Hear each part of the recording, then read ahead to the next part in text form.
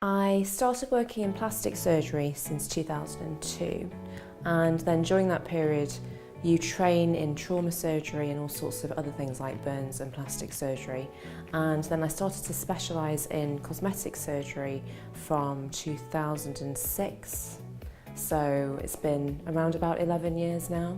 I always knew I wanted to be a surgeon. After medical school I made that choice to go down the surgical path, and I loved plastic surgery because of the difference that you can make to people's lives. I'm a huge fan of art and artistic things. It's a big part of me.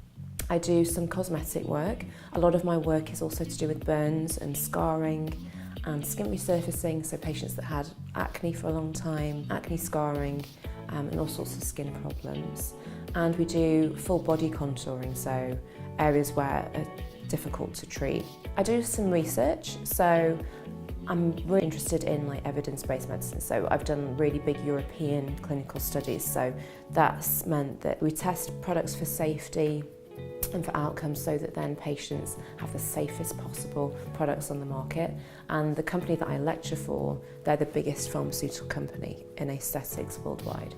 I'm helping patients worldwide get a better and a safer outcome. The industry that I work in can be very superficial, and the way that social media is going and the way that reality television and everything is going, people are really focusing too much on the outside, so people automatically translate that I work and my job, my entire vocation is completely superficial, and this is where it needs to stop. The job can be really stressful. I think people can sometimes misjudge things. They think that, first of all, they wonder if I'm like a kind of glorified beauty therapist, because they think, oh, are you just injecting Botox, or what is it that you're actually doing? So maybe sometimes people don't always realise that you go through med school, you become a doctor, and that takes you 5 or 6 years.